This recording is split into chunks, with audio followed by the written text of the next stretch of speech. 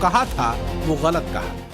पाठशाला में अगला चैप्टर, जिसमें अब आपको दिखाऊंगा इधर हवा खराब उधर कोहरे की मार, मौसम की डबल स्ट्राइक से भागते लोगों पर अब कौन सी नई आफत आ गई।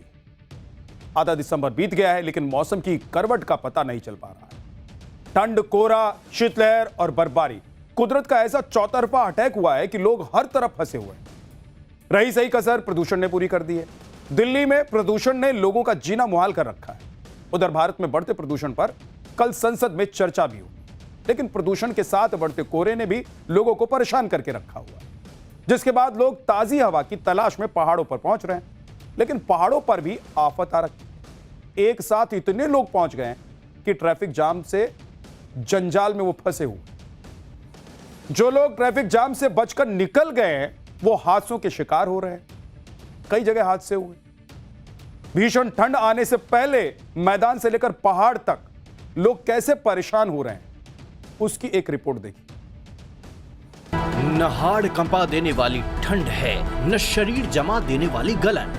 इसके बाद भी पूरे उत्तर भारत में हाहाकार मचा हुआ है। हाईवे पर ऐसा कोहरा है कि हेडलाइट जलाकर चलने वाली गाड़ियां भी हादसे का शिकार हो रही हैं। एक तरफ कोहरा और दूसरी तरफ प्रदूषण, लोगों पर डबल आफत आ गई है। सबसे बुरा हाल तो दिल्ली का है, जहां कोहरे और धुंध की दोहरी मार पड़ रही है। गैस चैम्बर में तब्दील हो चुकी पूरी दिल्ली हांफ रही है, खांस रही है। ऐसा लग रहा है जैसे घने कोहरे में दिल्ली लापता हो गई है। दिल्ली की धुंध की हैरान करने वाली तस्वीर देखिए। एक क्रिकेट मैच के दौरान ग्राउंड पर इतनी धुंध छा गई कि बल्लेबाज को बाउंड्री ही नहीं दिख रही थी। दिल्ली में इसी लो विजिबिलिटी की वजह से आज 10 से ज्यादा फ्लाइट्स कैंसिल की गईं। कई फ्लाइट देर से उड़ी। सोमवार और मंगलवार को 228 फ्लाइट्स कैंसिल की गई थीं। आज दिल्ली में 25 ट्रेनें भी अपने टाइम से लेट चलीं, जिसकी वजह से यात्रियों को काफी परेशानी झेलनी पड़ी। कोहरा और प्रदूषण तो दिल्ली वालों के लिए डबल चैलेंज बना हुआ है। दिल्ली के कई इलाकों में AQI गंभीर श्रेणी में बना हुआ है। वजीरपुर और जहांगीरपुरी में सबसे ज्यादा AQI लेवल दर्ज किया गया, जो गंभीर श्रेणी में रहा। आज भी AQI जो है वो वेरी पुअर कैटेगरी में बना हुआ है। कुछ ऐसे इलाके हैं जहां पर स्थिति बहुत ज़्यादा गंभीर भी नज़र आ रही है। फिलहाल आपको अब सड़कों का हाल दिखाते हैं कि इस वक्त सुबह में आप देखिए कि आपको घना स्मॉग जो है वो देखने को मिल रहा होगा। वहीं दिल्ली में सख्त एक्शन लेने की तैयारी में दिल्ली सरकार नज़र आ रही है, क्योंकि जिसके पास पॉल्यूशन सर्टिफिकेट नहीं है उसे ना तो पेट्रोल ना ही डीजल दिया जाएगा। वहीं कंस्ट्रक्शन जो मटेरियल लेकर आने वाले ट्रक है उस पर पूरी तरह से बैन किया गया है, क्योंकि कंस्ट्रक्शन के काम दिल्ली में नहीं किए जा रहे हैं, क्योंकि ग्रैफ 4 स्टेज लागू है।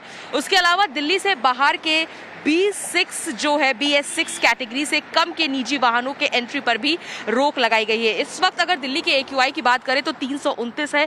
वहीं दिल्ली के ऐसे बहुत से इलाके हैं जैसे रोहिणी, जहांगीरपुरी हो, विवेक विहार, आनंद विहार, यहाँ पर स्थिति अभी भी गंभीर बनी हुई है, क्योंकि AQI जो है वो इस वक्त यहाँ पर 350 से ज्यादा दर्ज किया जा रहा है। दिल्ली में भले ही प्रदूषण पिछले 2 दिनों के मुकाबले कम दर्ज किया गया है, लेकिन आने वाले समय में राहत की उम्मीद कम ही नजर आ रही है, क्योंकि हवा की रफ्तार बहुत कम है। एक्सपर्ट्स का कहना है कि स्थिति में सुधार होने में अभी बहुत वक्त लगेगा। दिल्ली सरकार के सामने भी प्रदूषण कम करना बड़ा चैलेंज बन गया है। इसलिए अब धुंध में गायब होती दिल्ली में ग्रैप 4 लागू कर दिया गया है, जिसके तहत 50% कर्मचारियों को वर्क फ्रॉम होम, बड़ी कमर्शियल BS4 गाड़ियों की एंट्री पर रोक, किसी भी तरह के कंस्ट्रक्शन पर रोक, कचरा और ईंधन जलाने पर प्रतिबंध, डीजल जनरेटर, ईंट भट्टे पर रोक लगा दी गई है। इस प्रदूषण से बचने के लिए लोग पहाड़ों की तरफ भाग रहे हैं, तो वहां भी मुसीबत आ गई।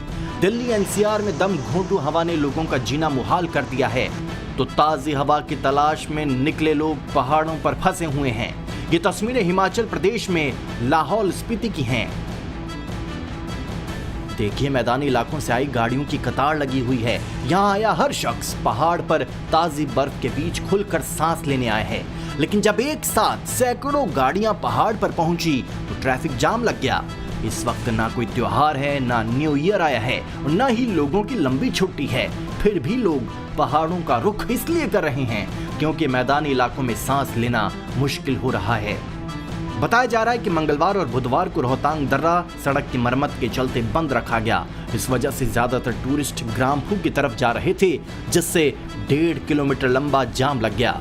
हिमाचल प्रदेश में लाहौल स्पीति और ऊंचे पहाड़ों को छोड़ दें तो अभी निचले पर्यटन पॉइंट्स पर बर्फबारी नहीं हुई है। यही वजह है कि बर्फ देखने की चाहत में पर्यटक रोहतांग पास, ग्राम्फू, कोकसर और शिंकुला दर्रा का रुख कर रहे हैं। जो लोग यहां तक पहुंच गए हैं उनकी तो बल्ले बल्ले हैं, लेकिन जो लोग पीछे छूट गए हैं उनके साथ तो स्कैम हो रहा है,